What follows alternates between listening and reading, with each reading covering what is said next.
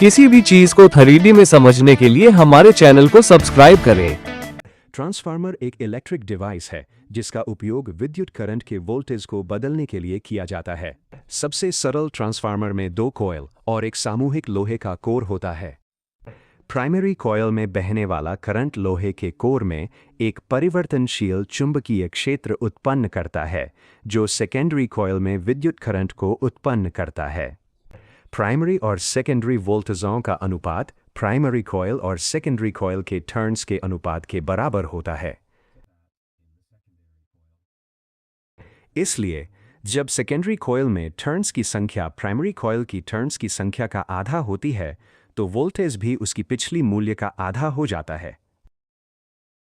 Coil में बहने वाला करंट लोहे के कोर में चुंबकीय क्षेत्र उत्पन्न करता है, जो दाएं हाथ के पकड़ नियम के अनुसार होता है। जब आप अपनी दाएं हाथ की उंगलियों को करंट की दिशा में कॉइल के चारों ओर लपेटते हैं, आपका अंगूठा चुंबकीय उत्तरी ध्रुव की दिशा की ओर इशारा करता है। लोहे के कोर के बदलते चुंबकीय क्षेत्र से सेकेंडरी कॉइल में विद्युत धारा उत्पन्न होती है, बाएं हाथ के ग्रिप नियम के अनुसार। जब आप अपना बायां हाथ कॉइल के चारों ओर लपेटते हैं और आपका अंगूठा चुंबकीय प्रवाह की दिशा में होता है, तो आपकी उंगलियां कॉइल में धारा की दिशा दिखाती हैं। ट्रांसफार्मर व्यावहारिक जीवन में बहुत उपयोग किए जाते हैं।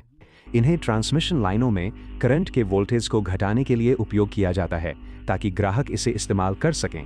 आमतौर पर देशों के आधार पर यह 110 से 240 वोल्ट के बीच होता है। फ़ोन चार्जर में भी ट्रांसफार्मर होते हैं, जो मुख्य वोल्टेज को 15 वोल्ट में बदल देते हैं।